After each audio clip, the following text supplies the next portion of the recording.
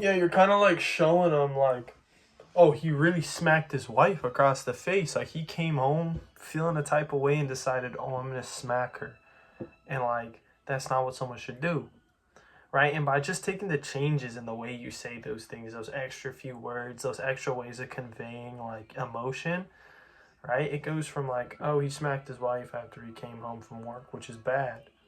But then it goes from he came home in a bad mood, and even though he shouldn't have, he knew what he was doing. He decided to commit to putting his hands on the woman he loved and married. And it's like, whoa, I've gone from taking this little thing as a point, kind of not doing much with it, and like turning it into like a giant, huge thing that like all of a sudden everyone's like, this guy is terrible. No, no one bun this, screw this guy. Yeah? Like there's you don't want that like that's what you're trying to do with the persuasive essay. You want to use like points and turn them into like imagery, almost into like use your words to almost like let people's imagination turn into videos in their head of like, oh god, like what is going on. And that's how like you make really strong points within like certain writing styles and certain like essays that you're going to get throughout the course, such as your personal persuasive essay and your argumentative essay.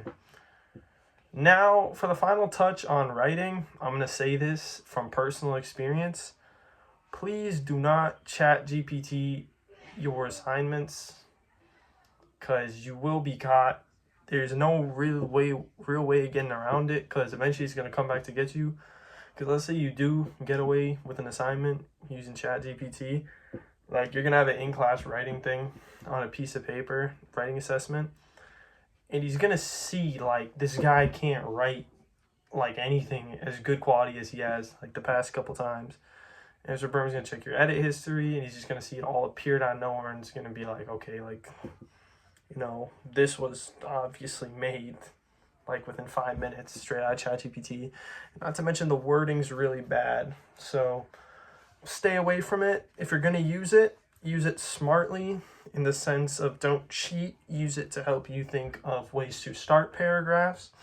Use it to help you organize your thoughts.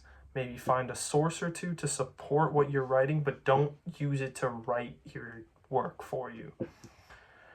Reading is one of those things within English that is kind of synonymous with writing, right?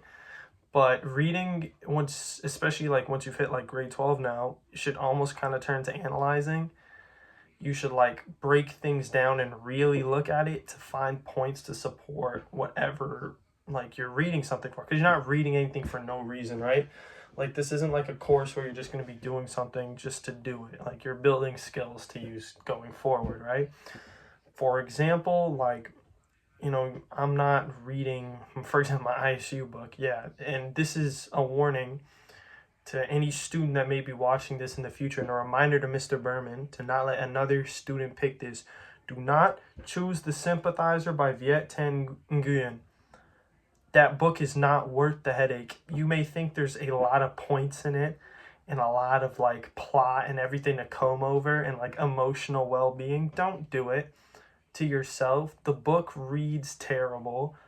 You're jumping from one point to another, back and forth throughout time in the book, and it's just not useful at all for you as a student. Stay away from it. Pick an easy book, in the sense of pick a book with a very defined plot that you relate to. If you relate to immigration and that's why you want to pick the book, because I know there's one kid looking like, oh, this looks sick. If you relate to immigration and you want to pick the book, I promise you there's way better books that have to do with immigration and like personality stuff than this book. Please stay away from it. You'll regret it. You'll end up with like a week left talking to Mr. Berman about how you want to switch to a song. Please, anything but it. Anything but that. But back on topic, right? Like you have to analyze what you're reading. You need to really make sure like you understand like, okay, this is what I'm getting into. This is what I want to do. And this is what I'm going to take into my essay and take into my writing piece and take into my analysis and be like, oh, this is what's needed to move forward and prove my points, right? And the first thing is you want to make sure you have a correct reading process for the book. You have to make sure you're able to read effectively, which is the number one thing that like a lot of people don't do. you kind of just pick up the book and you're like, okay, like he's done this and that. But in reality, you know, if you're reading effectively, you're taking notes and you're kind of looking at different ways to fully analyze everything, right? So taking notes is very simple, right? Like you can put up a yellow sticky note for every quote and a blue sticky note every time you think of something new.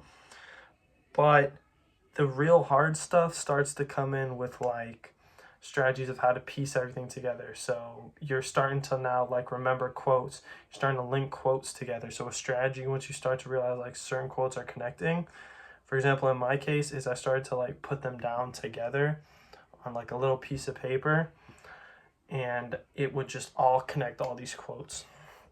And I'd be sitting there like, okay, like I can use this quote and this quote and this quote in the same paragraph to prove the same point, right?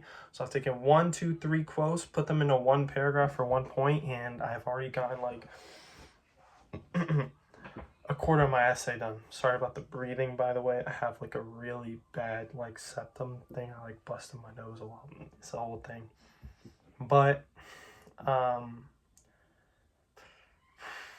honestly, with note taking, I'd say it's personal. It depends on like how you like to move forward and take notes throughout reading. Some people barely do it and they kind of just like they're feeling and they like flip to certain chapters of the book and take from there. But other people also like to really meticulously look at things.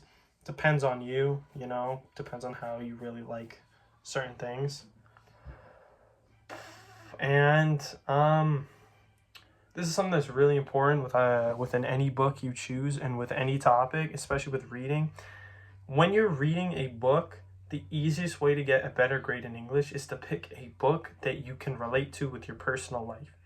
If you cannot relate to a book personally, please stay away from it, because you're missing so many opportunities to just use your own life and stuff that you've experienced as points to move it forward, right? Like, for example, I was